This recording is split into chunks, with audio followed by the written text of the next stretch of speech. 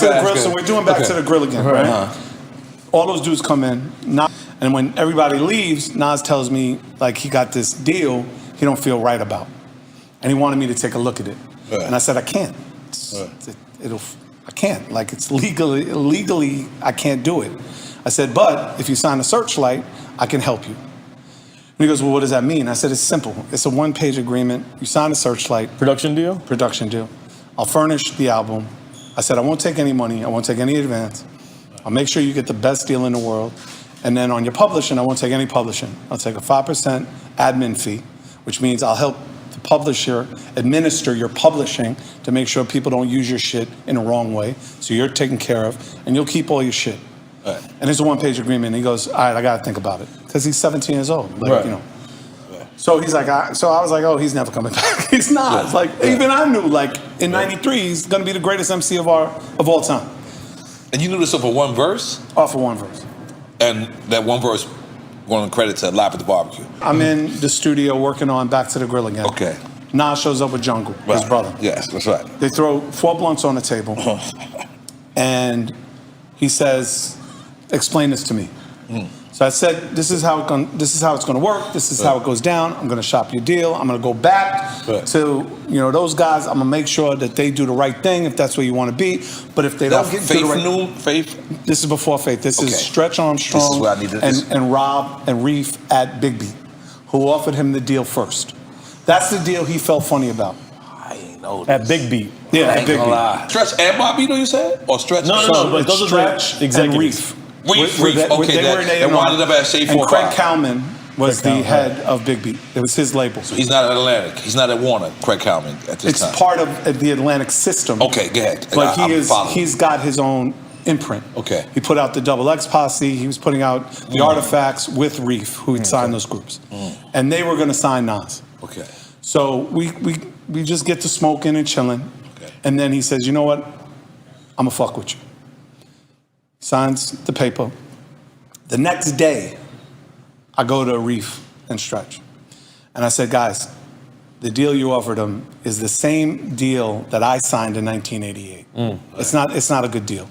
He's the greatest MC of all time. You don't even need to hear anything else, right?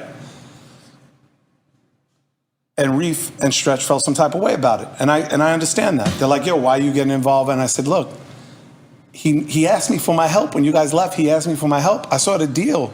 It's the same deal that I fucking signed to Def Jam in '88, which to this day in 2021, I've never seen a check. I've never seen a royalty statement. Damn. I've never seen publishing. I never got shit from fucking Left Hand Records. I mean, Def Jam Records, right? Wow. So I said, I can't let him sign this deal.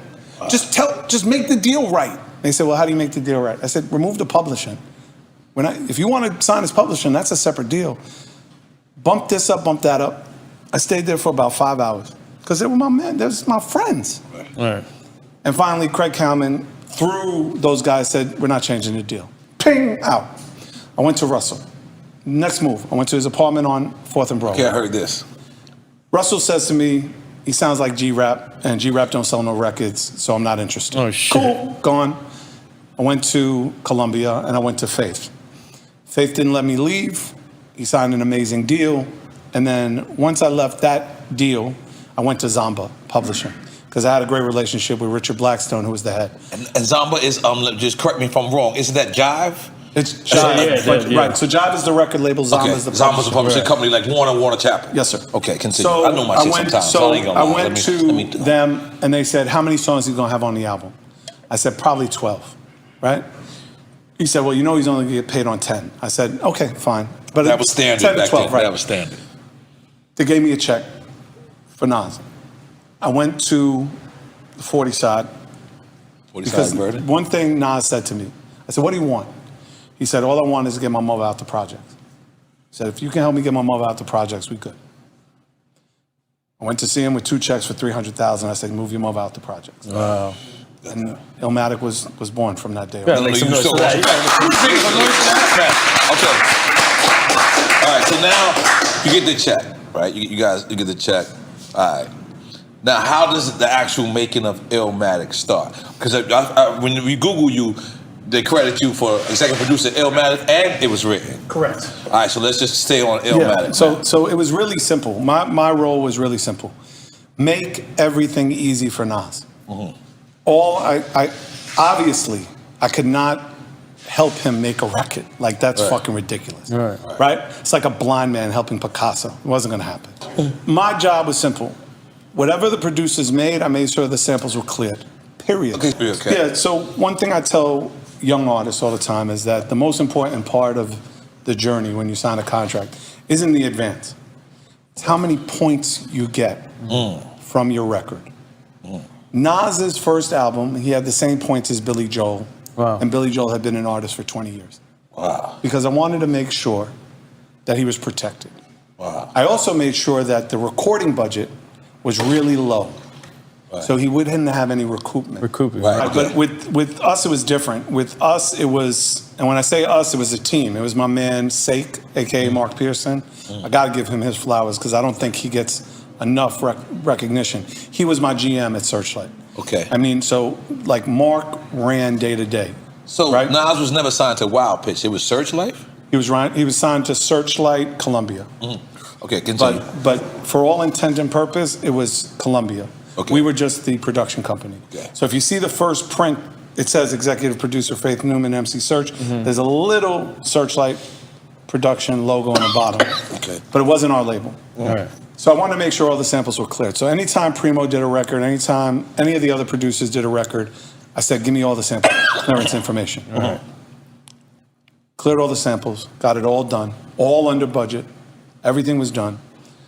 When the album came out April 23rd, that first week we did 165,000 albums, week one. Nas was a millionaire, week one.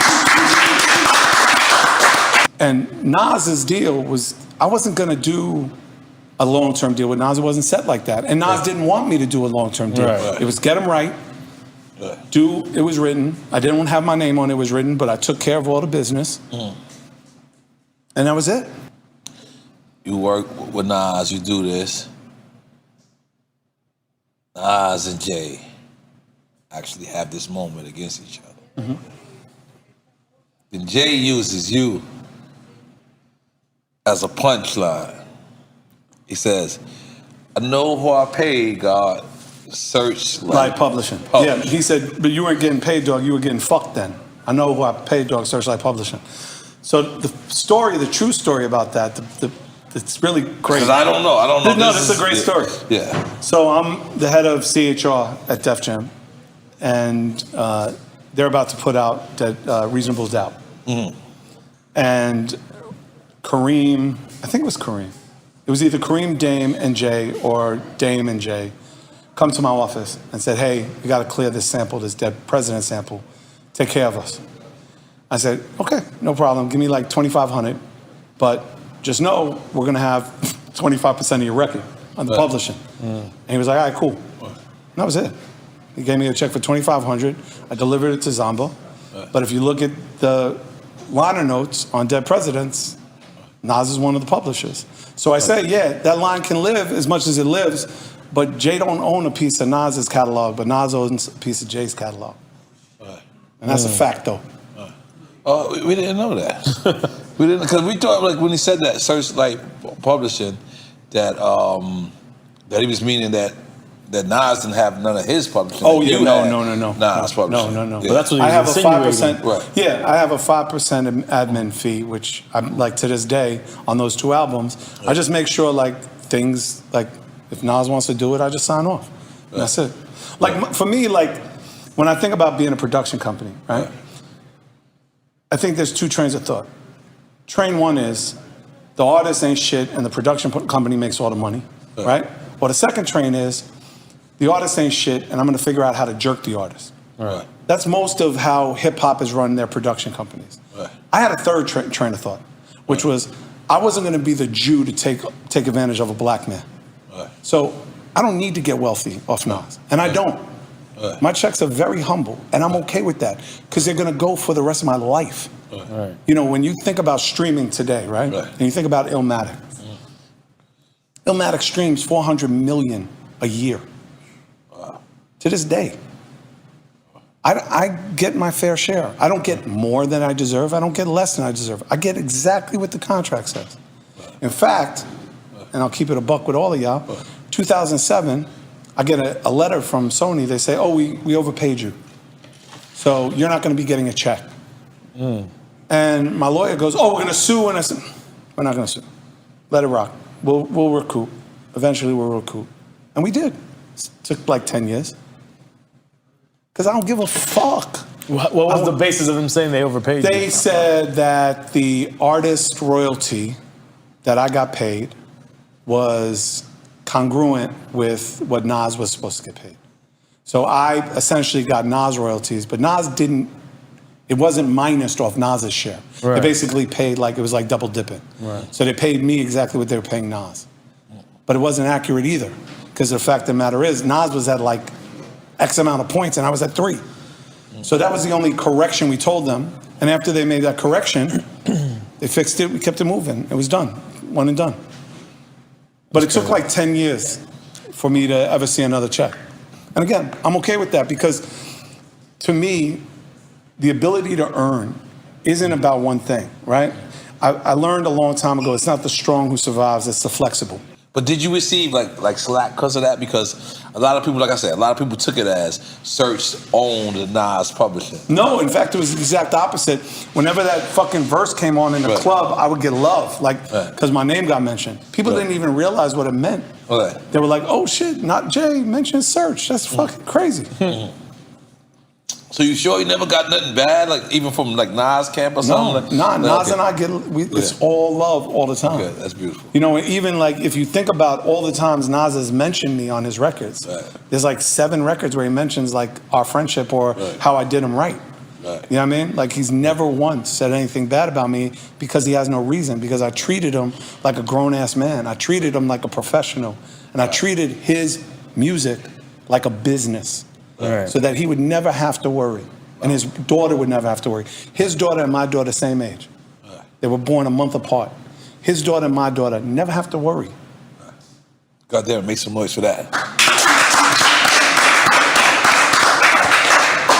And then recently, we're just sitting down, they're like, you're going to watch the Grammys? I'm like, no, but I wake up the next day and they're like, yo, he won. I'm at a restaurant, we're in Billy's. We order all the crab legs. I drink all the champagne. Give me all the champagne y'all got. And I do a blog and everybody. And it was like, because, you know, I'm not from Queensbridge. I'm from Left Rack City. But I got a lot of love Left for Rack or Iraq? Well, yeah, you know, the same thing. But, I got a lot of love. And I just wanted to show them that love. I didn't want to interpret and say, we're bringing this Grammy back to Left Rack in Queensbridge, because that's not what Nas is Queensbridge. All day. So I did it. I bigged up Zoe's place. I bigged up my boy Left's place. And I mean, I could see all of them reposted and just being happy and rejoicing. And it just made me feel so proud, because that's what we is. Like in Queens, like sometimes we're so territorial that we'll be like, you know, I'm from Left Rack, but I'm just from Section 1. I'm from Queensbridge, but I'm just from Vernon Boulevard. I'm from Far Rock, but I'm just from Redfern. Yeah, you know what I'm saying? I'm from 40 Project. I'm from South Jamaica, but I'm just from Baisley. Like, and I feel like this was this moment where just all of us Queens rejoiced. Yeah, so how good did you feel from being in the beginning? The trifecta for me, it's threefold for me coming here. One is to be here with you. 2 is understanding that Nas not only won a Grammy, but got into the Library of Congress. Right, yep. Double entendre, bangada. But 3 is making the left on this block and seeing MF Doom on the corner. Wow.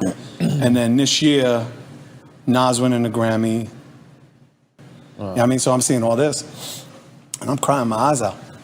Happy, sad, you know, a million emotions going through me, because it's that moment. It's Nas, it's Doom, it's Fatima, it's Jeff, it's all of our people finally being where they're supposed to be, getting what they're supposed to be.